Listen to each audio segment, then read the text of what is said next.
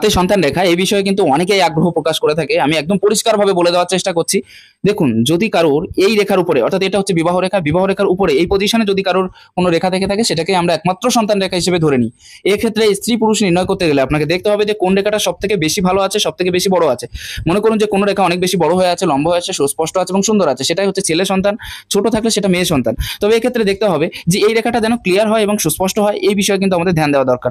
অনেকের মতে এই পজিশনে সন্তান রেখা দেখা যায়, কিন্তু এটা কখনোই সঠিক না। এই পজিশনে অনেকে বলে থাকে সন্তান রেখা দেখা যায়, এটাও সঠিক নয়।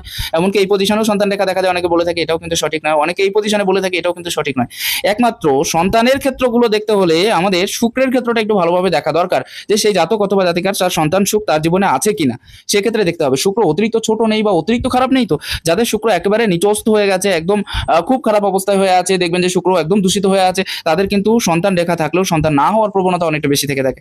এমনকি আয়ু রেখা যদি শুক্রের কাছ ঘেঁষে অবস্থান করে, একদম দেখবেন একেবারে অনেকটা ছোট হয়ে আছে শুক্র, সেক্ষেত্রেও কিন্তু তাদের সন্তানহীনতার যে লক্ষণ, সেটাও কিন্তু অনেকটা বেশি দেখা যায়। এর সাথে দেখতে হবে বৃহস্পতি। বৃহস্পতি যদি খুব খারাপ অবস্থায় আছে এবং তার সাথে শুক্রও খুব খারাপ অবস্থায় আছে, তাহলে সন্তান না হওয়ার চান্স কিন্তু প্রায় 90% কাছাকাছি চলে যায়। আর এক্ষেত্রে যে রেখাগুলো আমি দেখালাম, সেক্ষেত্রে দেখতে হবে যে আয়ু রেখার উপরে যে ছোট ছোট রেখাগুলো অবস্থান করছে, এই রেখাগুলো যেন কাটা না হয় বা দূষিত না হয়, তাহলে কিন্তু সেগুলোকে ক্লিয়ার সন্তান রেখা হিসেবে ধরে নিতে পারবো।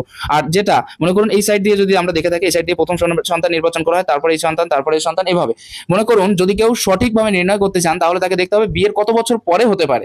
এইটা হলো বিয়ের রেখা। বিয়ের রেখার থেকে, অর্থাৎ এই অংশের থেকে এই রেখাগুলো যতটা দূরত্ব হয়ে অবস্থান করে, তত বেশি দূরে হয়ে কিন্তু তত বছর বাদে কিন্তু তাদের সন্তান হওয়ার প্রবণতাটা বেশি হয়ে থাকে। নমস্কার।